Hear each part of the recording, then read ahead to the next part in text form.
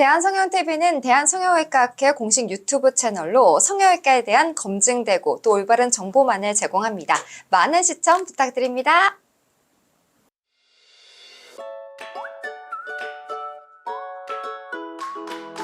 결국엔 소위증의 분류 방법에는 그럼 크게 두 개가 있다는 거고, 그렇다면 귀 재건 수술에도 이 분류 방법에 따라서 또 수술 방법도 다를 것 같거든요. 네, 맞습니다. 어떤 좀 방법들이 있을까요? 전형적인 타입이나 비전형적인 타입이나 일단은 크게 세 가지 수술 방법을 생각해 볼 수 있는데요. 일단 환자분들이 제일 편하게 생각할 수 있는 거는 보철물을 사용하는 방법이 있어요. 보철물이라는 거는 예를 들면 이제 실리콘 귀나 이런 거를 붙이는 그런 형태입니다. 그래서 재건이라기보다는 어떻게 보면 이제 예전에 분장실 이런 데서 그런 거를 했었어요. 그래서 의료기관보다는 어떻게 보면은 분장구를 취급하는 그런 데서 이걸 많이 했었는데, 그렇게 실리콘 형태로 귀를 만들어도 접착제로 붙이거나 이렇게 하는 거는 너무 이제 내구성이 떨어지고 사용하다가 땀나면 또 떨어지고 하기 때문에 오래 쓸 수가 없고, 보철물도 이제 제대로 많이 하는 타입은 귀 뒷면에 이제 두개골에다 이제 어떤 나사 같은 거를 이식을 해가지고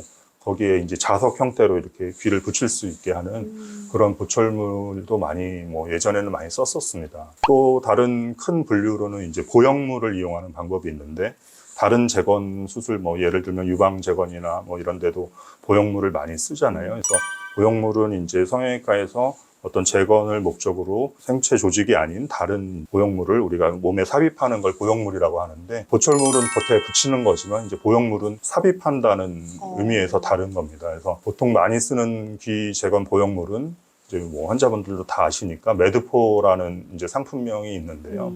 인공 뼈로 사용하는 이제 플라스틱이죠. 폴리에틸렌 플라스틱인데 생체 내에 삽입할 수 있는 이제 허가가 된 제품으로 귀 연골 형태로 판매를 하고 있어서, 그걸 이용해서 이제 자기 피부 안에다가 그 보형물을 삽입해서 귀 재건하는 그런 보형물을 이용하는 방법이 또 큰 한 가지 분류가 되겠고, 또 다른 재건 수술에도 이제 보형물보다 이제 자가 조직의 우수성을 또 많이 이제 재건 선생님들이 말씀해 주셨을 텐데, 귀 재건에도 역시 우리 몸에서 귀 연골을 대체할 수 있는 다른 연골을 활용한 그런 자가 연골을 이용한 그런 수술 방법, 그렇게 크게는 세 가지, 보철물, 보형물, 그리고 자가 조직, 이렇게 세 가지 방법이 있습니다. 그러면 이제 또 수술 얘기가 나와서 드리는 말씀인데, 귀 재건 수술에 있어서 보험 적용 여부도 궁금하거든요. 네, 건강보험 말씀하시는 거겠죠. 네. 그래서 당연히 우리나라에서는 귀 재건 수술을 건강보험 적용을 하고 있습니다.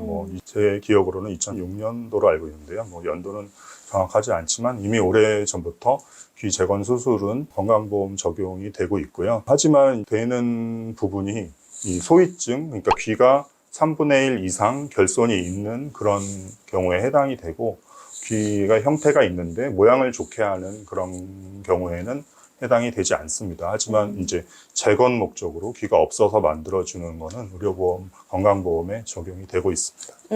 여러분 걱정하지 마세요. 건강보험 적용된다고 합니다. 아까 교수님께서 말씀해 주신 것처럼 보철물이 가장 간단한데, 근데 또 많이 사용하지 않는 이유가 있다고 들었거든요. 어떤 이유가 있을까요?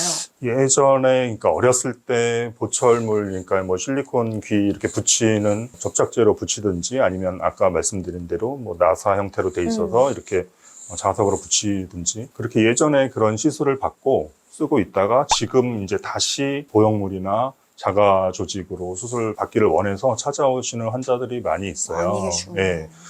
간단한 것 같지만 사실 그게 겉에서 봤을 때도 표시가 너무 이제 좀 차이가 나고요. 자기 귀가 피부가 아닌 게 이제 실리콘 재질로 된 게 표시가 많이 나고, 땀이 나거나 이러면 또 떨어지고, 요새처럼 마스크를 걸거나 이제 그런 목적으로도 귀가 이제 중요성이 많이 높아졌는데 고정이 또 잘 안 되고, 그런 문제점이 많이 있고요. 아까 말씀드렸듯이 단순히 붙이는 게 아니라 두개골 뼈에 이제 나사를 심어서 그 위에 이제 보통은 이제 보철 귀를 붙이게 되는데, 이렇게 나사가 뼈에 박힌 채로 피부 바깥으로 돌출돼 있거든요. 그래서 거기에 이제 염증이 생기거나, 왜냐하면 나사 있는 데는 피부가 이제 열려 있고, 그 안으로 이제 뼈까지 이제 다 박혀 있는 거니까 염증이 생기거나 이제 그런 부작용들이 많이 있어서 실제로는 그 보철물로 인한 귀 재건을 했을 때 만족도가 그렇게 높은 편은 아닙니다. 그래서 잠시 그렇게 했다가도 요새는 다시 수술적인 방법으로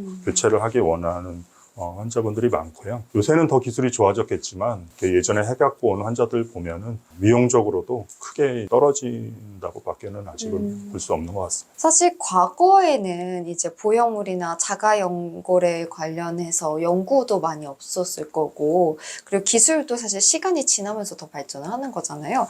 그래서 보철물을 더 많이 과거엔 썼다면 이제는 사실 보철물만 고집할 이유는 없어지는 거니까. 그렇죠. 네. 예전에는 이렇게 수술 기법이나 이런 게 이제 많이 발달이 안 돼 있었기 때문에 보철물로 이제 임시방편으로 해결을 많이 했었던 것 같고요.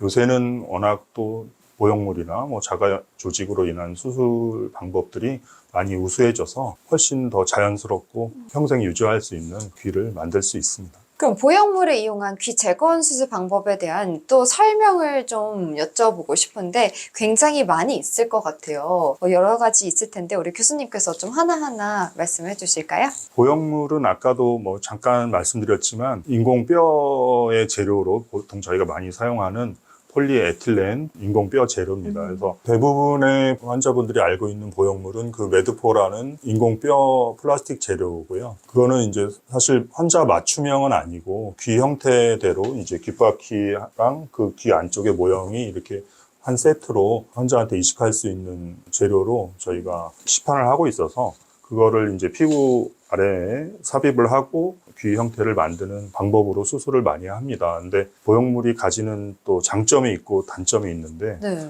보형물의 장점은 뭐 사실 자기 조직을 채취하지 않아도 된다는 게 장점이죠. 그래서 귀 재건을 할 때 갈비뼈에서 연골을 채취하는데 갈비뼈에서 연골을 보통 3개나 4개를 채취해서 귀를 만들거든요. 근데 그만큼 연골을 채취하지 않아도 되니까 훨씬 장점이 있고, 이 갈비뼈에서 연골을 채취했을 때 이제 통증이나 이제 이런 거를 줄여줄 수 있다. 그리고 대부분의 이제 아이들이고 학생들인데 연골 수술의 단점은 이제 연골이 성장할 때까지 귀 재건 수술을 못하고 기다려야 되는 게 단점이 있어요. 그래서 보통 저희가 한 10살까지는 뭐 수술을 못 하는데, 메드포라는 보형물을 이용하면 그 연골이 성장할 때까지 기다릴 필요가 없죠. 그래서 사실 반대쪽 귀가 어느 정도 자라는 거는 한 7살 정도면은 귀의 성장은 거의 맞춰지기 때문에 보형물 수술의 장점은 이제 학교 들어가기 전에 일찍 수술을 해줄 수 있다는 게 최대 또 장점인 것 같아요. 요즘 어린 아이들도 학교에 들어가서 친구들이랑 이제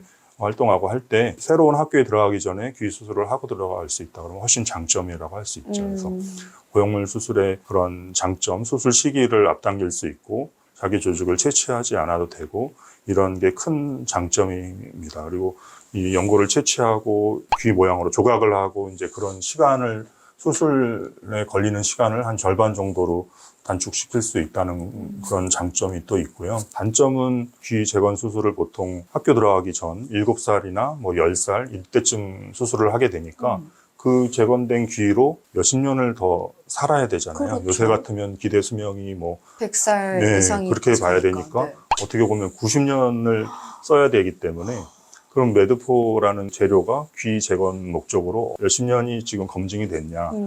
그렇게 따져 봤을 때는 섣불리 그런 어린 환자들에게 또 권하기가 자기 조직만큼은 안전하지 않기 때문에 권하지 못하는데 큰 뭐 부작용은 아니지만 몸에 이식할 수 있는 검증이 된 재료긴 하지만 오랜 기간 동안 생활을 하다 보면 피부에 마찰이 생기고 해서 귀는 이제 다른 유방 재건이나 이런 게 두꺼운 피부로 덮이는 게 아니라 얇은 아주 얇은 피부로 가능하면 덮어줘야지 그 모양이 나타나기 때문에요.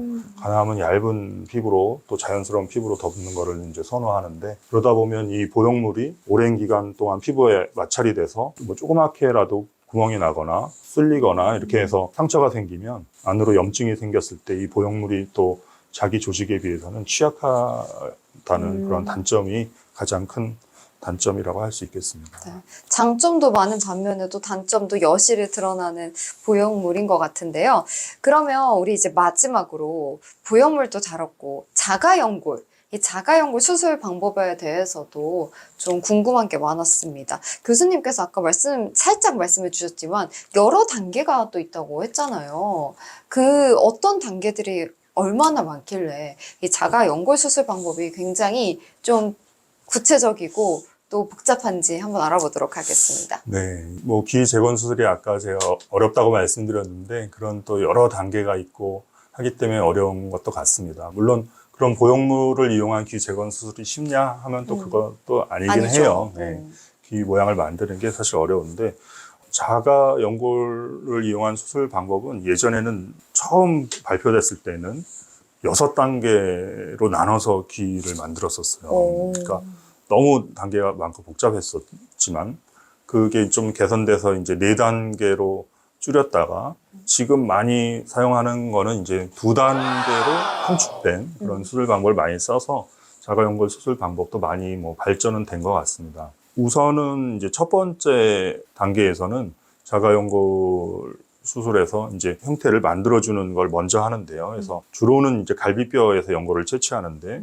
사실 귀 연골이랑 갈비뼈 연골은 많이 그 특성이 달라요. 귀 연골은 유연하고 신축성이 있는 그런 연골인 반면에 코에도 그런 연골이 있죠. 이렇게 그쵸, 말랑말랑하고 말랑말랑하죠. 또 이렇게 뭐 해도 네. 다시 원래 위치로 돌아갈 수 있는 그런 연골이 있는데 다른 연골들, 뭐 갈비뼈에 있는 연골이나 뭐 관절에 있는 연골들은 사실은 이제 귀나 코에 있는 연골들이랑은 조금 다르지요. 근데 어찌됐건 이제 이런 말랑말랑하고 신축성이 있고 뭐 유연한 연골을 우리 몸에서 채취할 재료가 없기 때문에 대량의 연골을 채취할 수 있기 때문에 갈비뼈 연골을 쓸 수밖에 없는 것 같고요. 가운데 쪽에 뼈가 아닌 연골 부분이 있는데 그 연골을 보통은 3개, 4개를 채취해서 갈비뼈 연골은 이렇게 길쭉한 모양이잖아요. 네.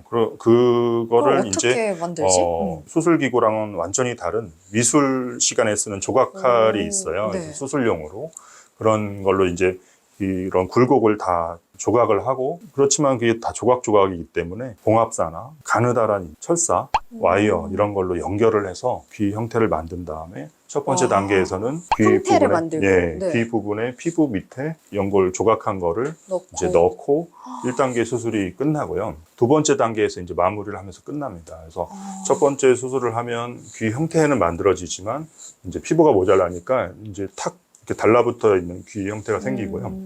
두 번째 단계에는 이제 만들어진 귀의 뒷부분을 이렇게 다시 절개를 해서 세우고 이걸 이제 앞에서 봤을 때 각도를 만들어 주는 거죠. 그래서 뒷부분을 세우고 뒷부분에 이제 피부를 새로 이식을 해서 각도를 세워주는 게 두 번째 단계입니다. 이게 들어보니까 자가연골 수술 방법은 이렇게 간단하게 끝날 건 아닌 것 같아요. 저희가 우리 또 윤인식 교수님을 오늘 특별히 또 모셔봤으니까 넘어가서 자가연골 수술 방법에 대해서 더 낱낱이 파헤쳐 보도록 하겠습니다. 선생님 괜찮으시죠? 네, 좋습니다. 네, 그러면 다 같이 이렇게 하고 순간 이동 해볼게요. 하나, 둘, 셋!